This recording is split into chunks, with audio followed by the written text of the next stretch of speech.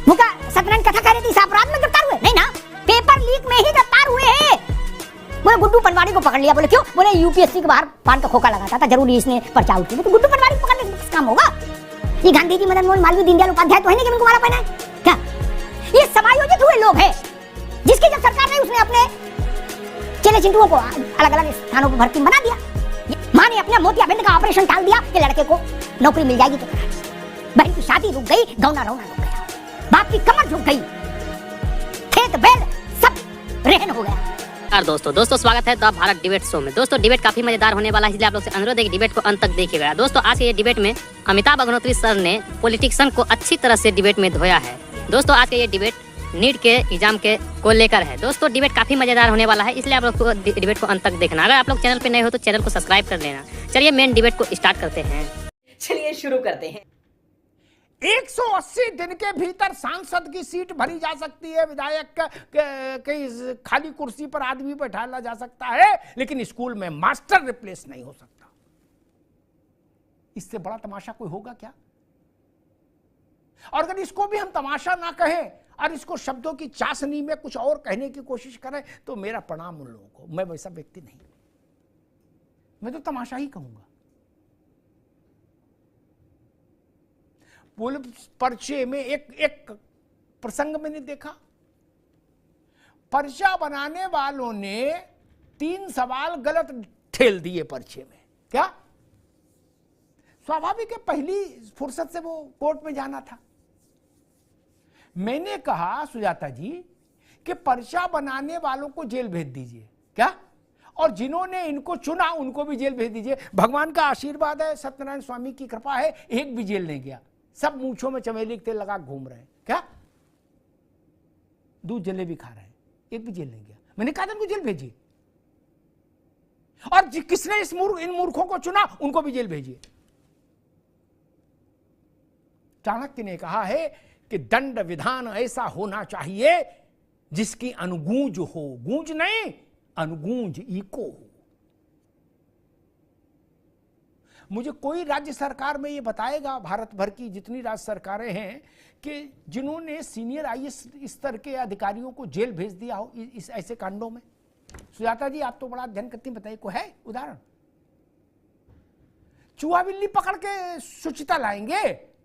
बोले गुड्डू पनवाड़ी को पकड़ लिया। बोले क्यों? बोले यूपीएससी के बाहर पान का खोखा लगाता था, जरूरी इसने पर्चा आउट की। तो गुड्डू पनवाड़ी को पकड़ने से काम होगा? एक सुझाव मैंने दिया था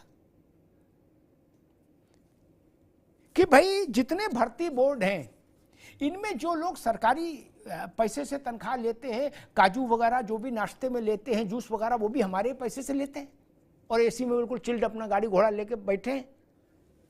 अगर ये समय से परीक्षा नहीं करवा सकते तो इनका क्या उपयोग है? दीपक सोनकर जी, फिर तो हमारा इनके लिए कोई उपयोग नहीं। क्या ये गांधी जी, मदन मोहन मालवीय, दीनदयाल उपाध्याय तो है नहीं कि इनको माला पहना है?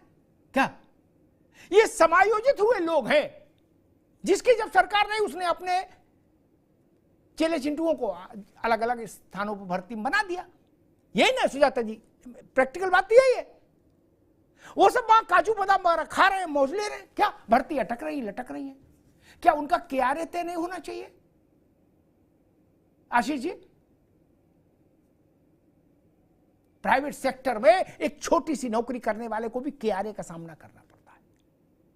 आप लोक सेवा आयोग के चेयरमैन हैं, आप फलाने अधीनस्थ भर्ती बोर्ड के चेयरमैन हैं और मेंबर हैं, सेक्रेटरी हैं, आनंद ले रहे हैं?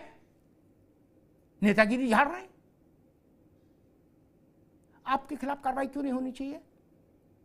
अगर आप रिजल्ट नहीं दे सकते सुजाता जी, इन सब लोगों को क्या भारत पाकिस्तान युद्ध पर, भारत पाकिस्तान रिश्तों पर समीक्षा करने के लिए आयोगों में और भर्ती कमीशन में भेजा जाता है? नहीं ना, इनके पास तो कोई दूसरा काम ही नहीं इसके अलावा। राजनीतिक लोग तौर पर असफल हो गए लोग इनमें समायोजित कर दिए जाते हैं।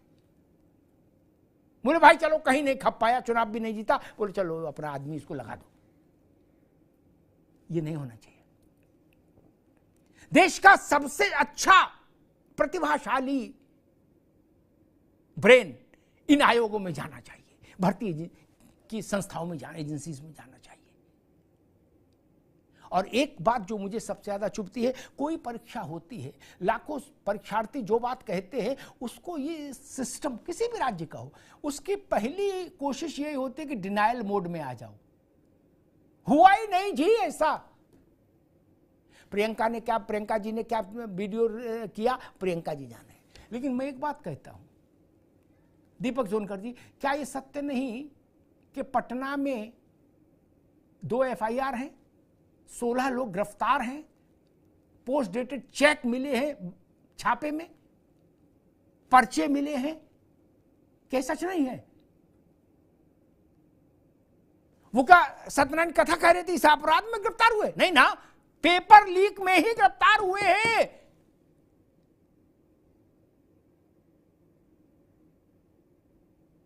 सुजाता जी, पटना में तो भाजपा की ही सरकार है, भाजपा और JDU की। पटना की सरकार कह रही पेपर लीक हुआ, इधर वाले लोग कह रहे ना कोई लीक नहीं हुआ, डोंट वरी। ये कैसे चलेगा? फिर वो गिरफ्तारी किस लिए हुई है? फिर NTA को उन्होंने चिट्ठी क्यों भेजी है कि हमको मूल प्रश्न पत्र लाके दो?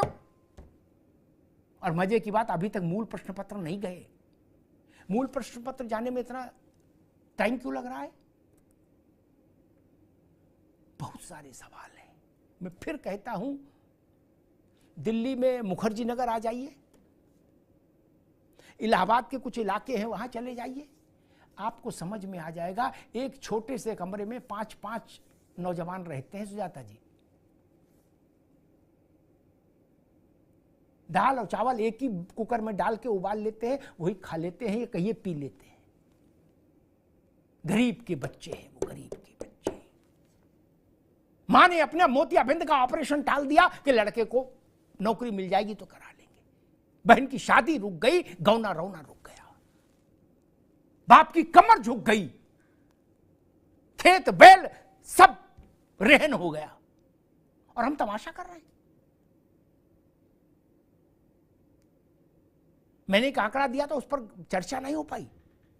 पिछले 5 वर्षों में देश भर के राज्यों में छात्रों के द्वारा आत्महत्या करने की प्रवृत्ति में आश्चर्यजनक वृद्धि हुई है। ये दुखद है, लेकिन है।